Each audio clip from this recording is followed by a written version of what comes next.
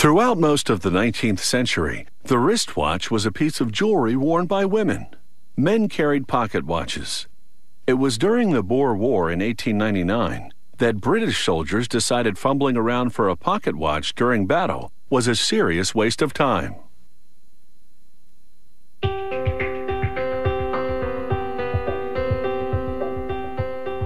The tools of the trade haven't changed much since pocket watches ruled the day.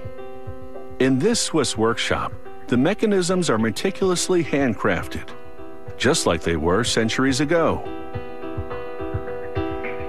The watchmaker starts by polishing parts to a mirror finish. He mixes lavender and almond oils with a diamond paste. He extracts a part called the cage from its storage solution, sets it in the paste, and polishes it against a zinc block.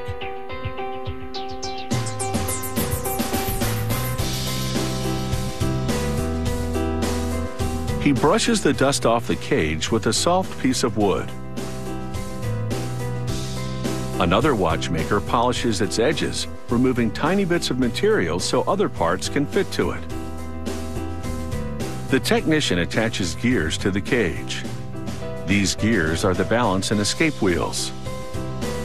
He fixes the gears on tiny rubies because they don't wear down easily. The second half of the cage completes this mechanism called the tourbillon. Invented in 1789, these rotating gears in a cage counteract the effect of gravity on timekeeping for more accurate results.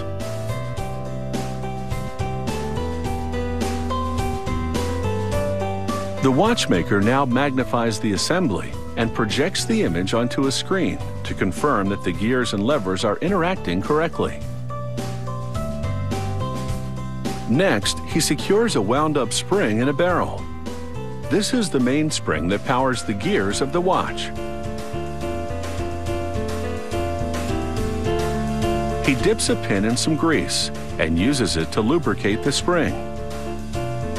Then he caps the mainspring with a cover and tamps it down with a special tool. He carefully positions the barrel in its slot on the main plate.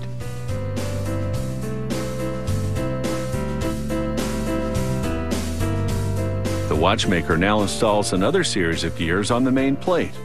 They'll transfer power from the spring to the tourbillon.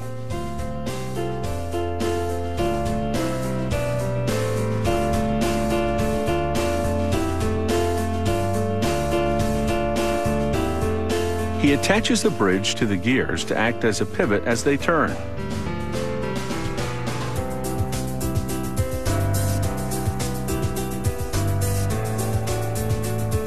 Another spot of grease keeps these wheels turning efficiently.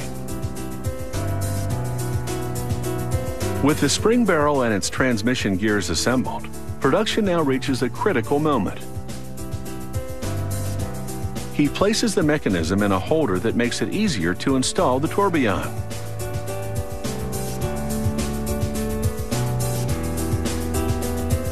It's a tricky job. The cage must be precisely positioned for its gears to receive power from the spring. He now transfers the mechanism to another holder to insert the winding stem.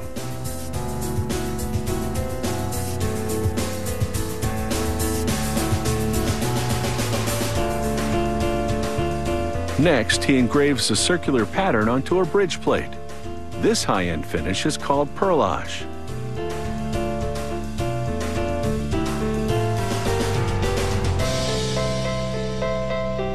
The technician attaches the textured bridge to the dial side of the watch.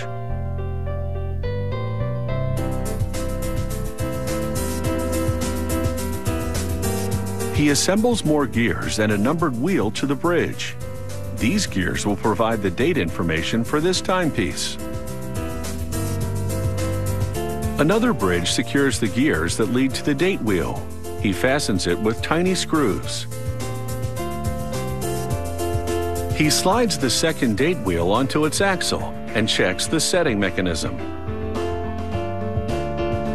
We'll have the up-to-the-minute details as this watch gets a beautiful face.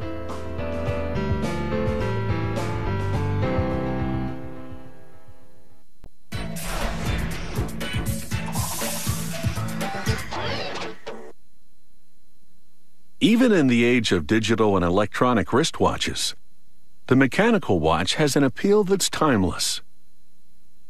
Some are among the most complex in the world and can cost in the six-figure range. At that price, time is truly a luxury.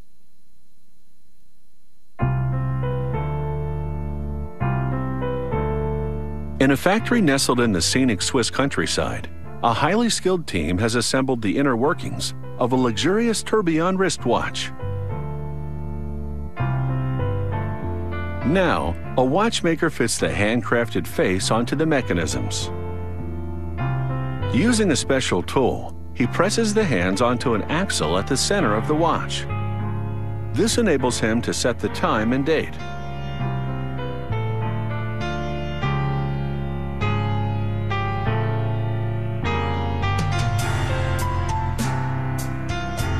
The watch will be encased with 18-karat red gold bezels sealed against the elements with rubber rings.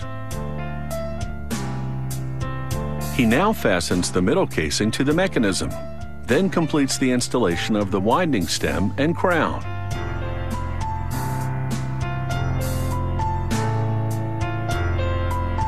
The watchmaker lubricates the bridge for the auto winding system, then engraves a parallel ribbed pattern onto it. This adds visual interest to the bridge, making this luxury watch look good inside and out.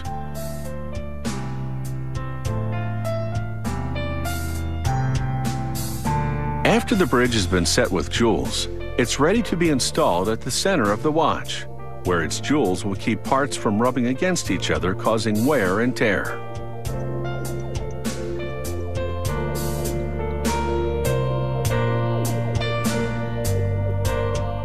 An artist now engraves the rotor that's to be attached to the bridge.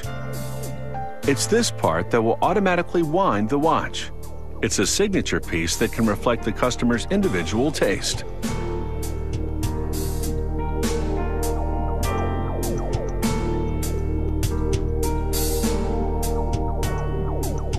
This stylish-looking rotor is now ready to be secured to the bridge. Once installed, even the slightest movement will cause this rotor to oscillate, and that action winds up the mainspring of the watch.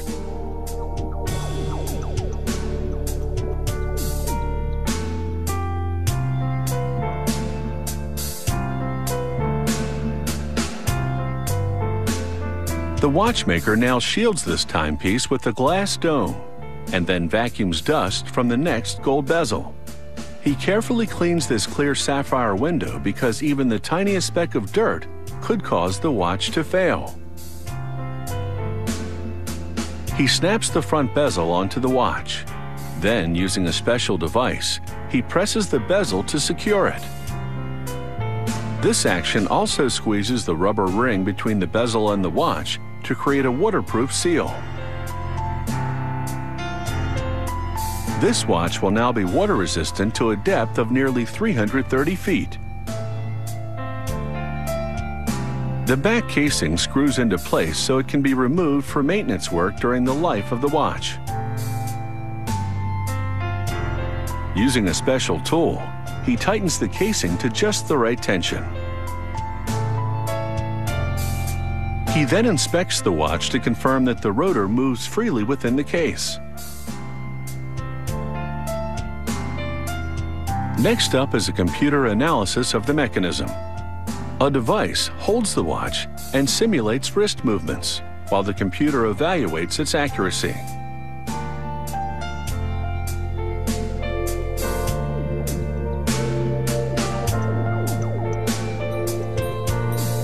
That's the sound of a minute repeater, which is a feature on some models.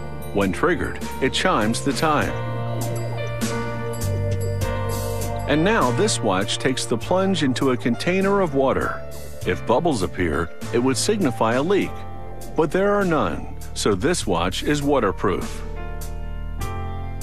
This incredible watch will set you back $150,000, but it will be an heirloom piece that stands the test of time.